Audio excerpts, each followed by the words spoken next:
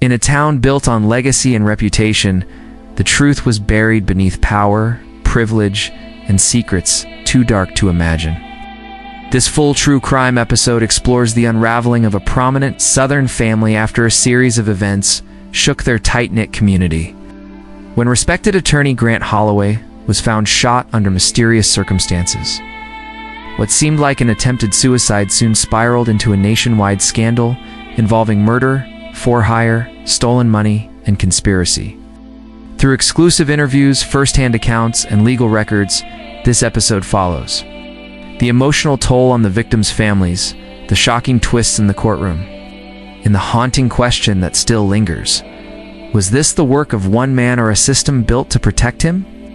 Watch the full story that exposes the cracks in a dynasty and the people caught in its collapse. It started on a quiet Sunday morning in the small southern town of Ellis Ridge, South Carolina.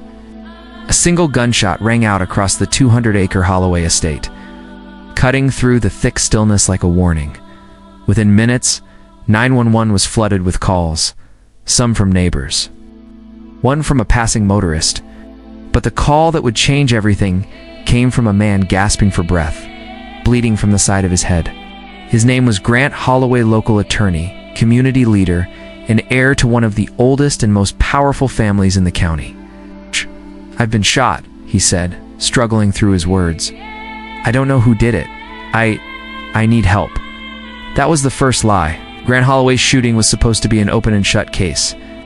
An attempted carjacking, a freak roadside attack, a tragic incident that left a respected man barely clinging to life. But what investigators would discover over the following weeks would shatter that story and expose a tangled web of fraud, betrayal, and death that had been quietly rotting beneath the surface of a legacy that for decades had been untouchable. At the time of the shooting, the Holloway family name was everywhere. Their law firm handled everything from personal injury cases to corporate litigation, their name engraved on the local courthouse's marble donor wall. They were regulars at charity galas and Sunday sermons. They owned the land, the stories, and some said the law itself. But inside the walls of that perfectly manicured image, the cracks were already beginning to show. When detectives arrived on the scene, they found Grant Holloway slumped beside his black Escalade, blood soaking through his collar. He claimed he had pulled over to check a tire when a stranger approached him. He said there was a struggle, said he never saw the shooter's face. But none of that matched what investigators found. There were no defensive wounds, no signs of forced entry, no tire issues, just a single shell casing and a firearm that was found tucked neatly underneath the passenger seat. And then there was the most pressing question. How does a man as powerful as Grant Holloway, someone who always had security, who rarely traveled without an assistant, who hadn't driven himself to court in over a year, end up alone on a remote road in the early morning hours? The answer, as it turned out, was even darker than anyone imagined. While Grant Holloway lay in intensive care, sedated and monitored around the clock, detectives began to quietly examine the world he was so desperate to protect, the legacy he had nearly died trying to preserve. What they uncovered wasn't the polished image the Holloways had projected for generations, but something messier, more human, and infinitely more dangerous. First, there was the financial discrepancy. Detectives obtained a warrant to review the Holloway Law Group's internal records, and it didn't take long to spot the irregularities in filed invoices, duplicate billing clients who had been charged for services they never received, and trust accounts that appeared to be drained over time in carefully disguised increments. One flagged account in particular connected to the estate of a deceased family client had over $300,000 missing. The money had been withdrawn over the course of 9 months, and every withdrawal led to the same endpoint: a shell company called Ridgemark Holdings LLC. When authorities traced Ridgemark's registration, they found a name that shocked even the lead investigator. Ryan Holloway, Grant's first cousin, his former best friend, and former partner at the firm before a very public falling out 2 years earlier, according to town gossip. The two men had davanti spoken, since Ryan had been quietly bought out of the practice and moved to Georgia. Some speculated it was over money, as others hinted it had something to do with a woman, but no one had details until now. Detectives requested financial records on Ryan Holloway, and what came back pointed to a stunning possibility. This wasn't just embezzlement, it was fraud, on a scale far larger than anyone had anticipated. Multiple accounts under Ridgemark Holdings had funneled money through offshore banking institutions, some under aliases. Investigators began to suspect that not only was Ryan aware of the missing money, he might have been orchestrating it. But there was one more name that kept appearing in the background: Jessica Holloway. Grant's only daughter, 23 years old, quiet, well-liked in town, a recent graduate from Vanderbilt Law School. She had returned home just weeks before the shooting, saying she wanted to learn from the ground up. At the family firm, private messages retrieved from her phone told a different story. Conversations between Jessica and a former professor suggested she had uncovered something inside the firm's financial system. Something she was, or so to see. One message read, "I don't know what to do. It's not just bad accounting. It's criminal. And my dad knows. He's in too deep." Jessica had scheduled a meeting with a forensic auditor for the Monday after her father was shot. She never showed up. That same weekend, she disappeared from social media. She stopped responding to texts from friends. And when detectives went to speak with her, they were told she had gone on a personal retreat to a family property in Tennessee. But there was no rental car in her name, no flight record, no digital trail at all. She had vanished. Suddenly, investigators were no longer asking who shot Grant Holloway. They were asking who else had a reason to silence him, and whether Jessica Holloway had uncovered something that made her the next target. As the investigation expanded, so did the portrait of a family dynasty crumbling under the weight of its own deception. To outsiders, the Holloways were a legacy family synonymous with influence, old Southern charm, and generational prestige. But to those now combing through years of digital records, legal filings, and long-buried secrets, the image was a mirage, carefully crafted, painfully maintained, and now, beginning to fracture under the strain of exposure, investigators began looking backward, combing through the Holloway's legal history, not just at the firm, but within the family itself. And that's when something odd surfaced: the death of Grant's older brother, Charles Holloway. 2 years prior, Charles was found dead in his private cabin near Lake Ramsey, an hour outside of Ellis Ridge. The official cause? Accidental overdose. He had struggled with prescription medication for years, the record said. A tragic end to a quiet life. At the time, no autopsy was ordered. The family insisted on privacy. And because Charles had been largely reclusive, there was no reason to suspect foul play until now. A former paralegal at the Holloway Law Group came forward after hearing news about the firm being investigated. Her name was Dana Woodson. She had worked with the Holloways for nearly a decade before abruptly resigning the year Charles died. When interviewed, Dana dropped a bombshell. 3 weeks before Charles's death, she overheard a late-night argument between Grant and Ryan in one of the firm's private offices. They weren't shouting, but the words were sharp. She remembered one line word for word. "If Charles opens his mouth, we're done. You think they'll keep protecting us if he turns?" Right. Dana said she didn't think much of it then. She assumed it was about some lawsuit or internal dispute. But after the shooting, the memory haunted her. She also remembered that shortly after Charles's funeral, a previously unlisted trust account was dissolved. The balance? Nearly $1.2 million? The beneficiary, Ridgemark Holdings? The dots were connecting faster now. Charles, the eldest Holloway son, had never been interested in the firm, but he did have access to old paper files, family land deals, original partnership agreements, handwritten ledgers. He had grown paranoid near the end, according to a neighbor at the lake, told people he was holding on to something that could destroy them all. But no one listened. Now, with that context, Charles's overdose no longer looked like a tragic end. It looked like a silencing. And then the second bombshell dropped. A burner phone was discovered during a sweep of the family's secondary office. It's located in a rented space behind an antique storefront. The office had once belonged to Ryan Holloway. On that phone, there were only 4 numbers saved. 2 were encrypted financial contacts. 1 was a disposable messaging app account. The 4th was labeled only as tracker. Using forensic tools, investigators extracted weeks of location pings. The device had been used to monitor GPS trackers likely attached to a vehicle. Cross-referencing the pings with Jessica Holloway's phone confirmed a terrifying pattern. For at least 4 weeks before she disappeared, someone had been tracking her movements in real time, including the night before the shooting. When she had driven to a closed law library branch 40 miles away, likely to meet the forensic auditor she had messaged about.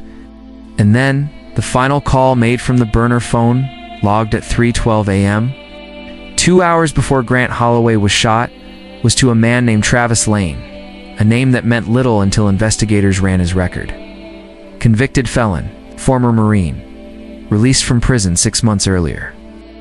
No known connection to the Holloway family, at least not on paper. But a deeper dig revealed he had once been on Ryan Holloway's private security detail before being fired. Quietly, after an incident that never made it to public record, investigators now had a theory. Someone in the family had hired Travis Lane, not to protect, but to eliminate.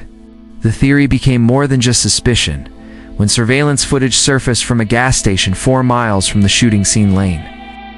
In a black hoodie, buying a single bottle of water, and using cash at 5:40 a.m., the timestamp placed him within range of the crime at the perfect window. It also placed him within the timeline of Jessica's last known activity, just hours before she went off-grid. Tracking down Travis Lane wasn't easy. He didn't have a fixed address, no listed employment, no credit card activity. The kind of ghost who knew how to disappear, but not well enough. Investigators followed a trail of gas station security footage. ATM withdrawals made from prepaid cards, and cell tower pings from an unregistered phone they believed belonged to Lane. After 4 days of relentless searching, they found him at a roadside motel 2 counties over, checked in under a fake name, paying in cash, and using a prepaid flip phone. He didn't resist arrest. That in itself was suspicious. Back at the station, Travis sat across from investigators and said almost nothing for the first hour. But it was clear he wasn't shocked to be caught. He seemed prepared, as if he had known this day would come. It wasn't until detectives laid out the evidence, the phone logs, the burner phone, the surveillance footage, that he broke his silence. His words were chilling. I was supposed to scare him, that's all. Shake him up. Make sure he didn't talk. When pressed further, Travis insisted he never meant to fire the gun. Said Grant was panicking, lunging for something in the car, and the shot just happened. But he admitted he had been hired, paid $15,000 in cash. No written agreement, no paper trail, just a message. You get him to shut up. Permanently if you have to. The voice that delivered that message? According to Travis Lane, it belonged to Ryan Holloway. At this point, the investigation had exposed the core of a conspiracy that had begun long before the shooting.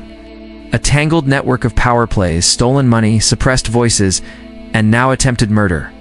But there was one name that still hadn't been accounted for. One person who might have known even more than she'd let on. Jessica Holloway. She had vanished in the days after the shooting, leaving behind only silence and questions.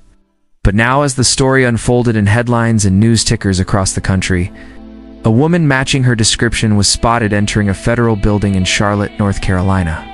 The next morning, the U.S. Attorney's Office confirmed it. Jessica Holloway had resurfaced under federal protection. She was ready to talk. What she told investigators cracked the story wide open. Jessica had been quietly working with a forensic auditor for over a month.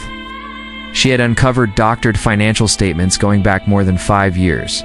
She had found shell companies, false clients, names she didn't recognize, tied to payouts that couldn't be explained.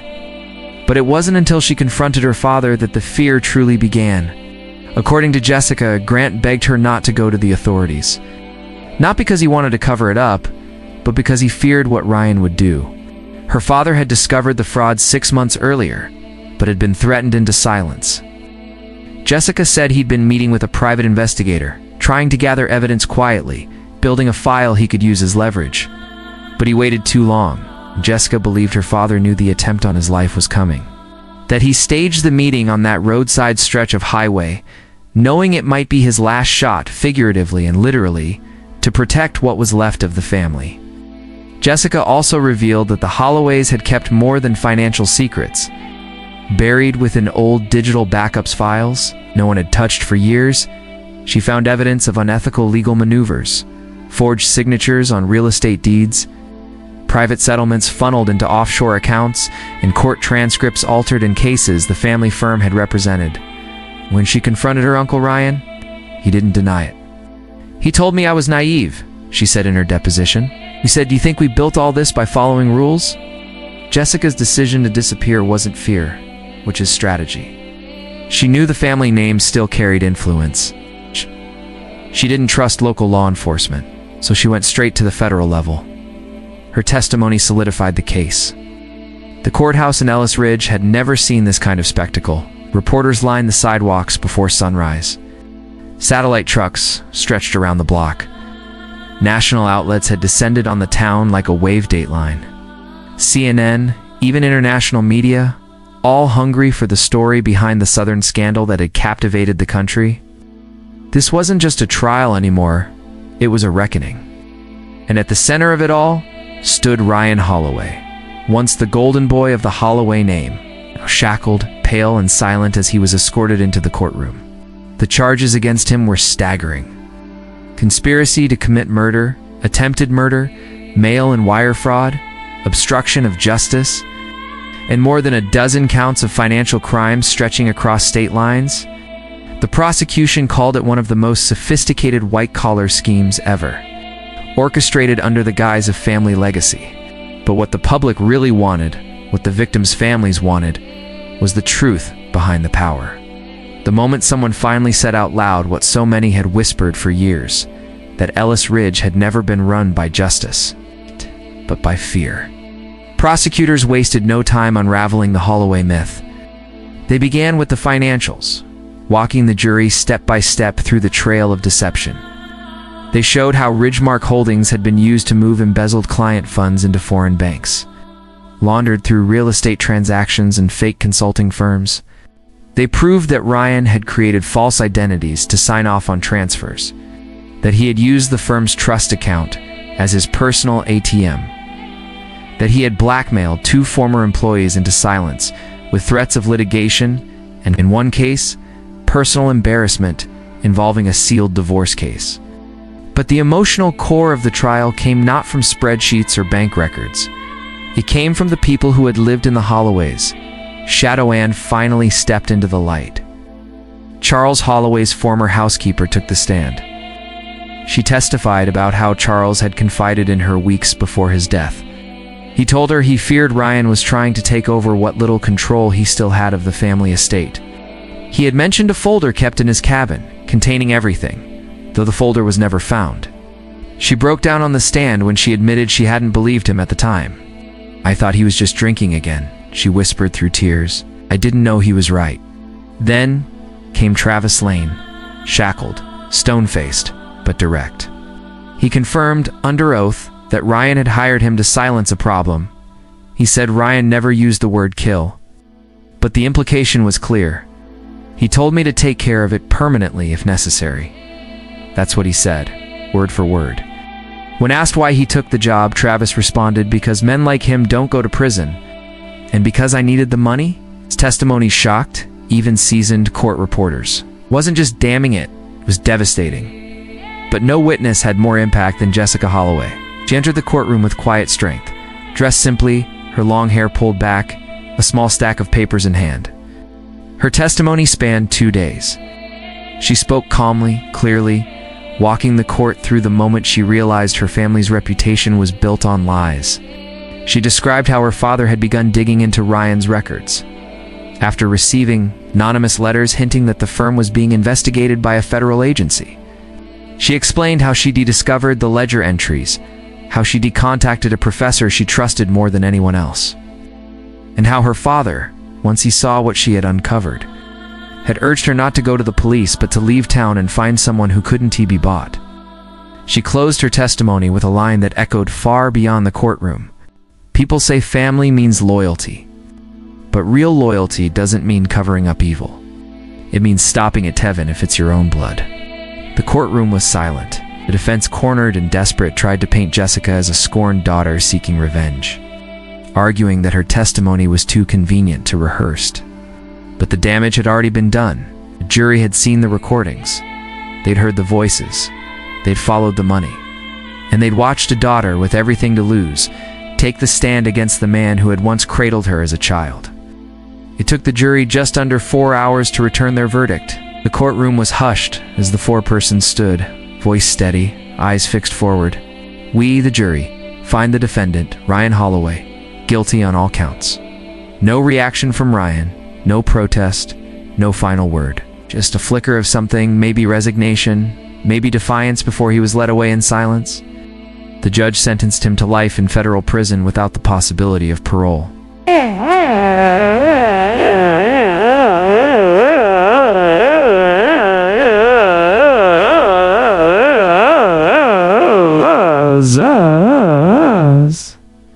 It was justice. But for the Holloway name, it was extinction. In the weeks that followed, the fallout was immense. Former clients of the Holloway Law Group filed civil suits. More financial improprieties were uncovered. Political ties to local officials, donors, judges, campaign connections came under scrutiny. Some quietly stepped down, others weren't given the chance. The very institutions that once protected the Holloways had no choice now but to distance themselves from the family they had once praised. And as for Jessica, she disappeared again, but this time by choice. Not in fear, but in freedom. She issued one last statement before leaving the public eye. I didn't testify to destroy my family. I testified because silence would have destroyed me. The Holloway mansion was eventually sold, the firm dissolved. The marble donor wall at the courthouse was quietly replaced, and the town slowly, painfully began the process of healing. But the story lingered in whispered conversations, in the cautious eyes of neighbors, in the quiet truth that power doesn't just corrupt, it protects itself until someone decides to break the chain. Thank you for watching this full episode. If this story moved you, made you think, or opened your eyes, please take a moment to like the video, share it with others, leave your thoughts in the comments below. We read every single one. And Dan T, forget to subscribe to the channel and click the bell icon so you never miss the next story. Because sometimes, the most powerful lies are the ones we're told to protect. And the truth doesn't stay buried forever.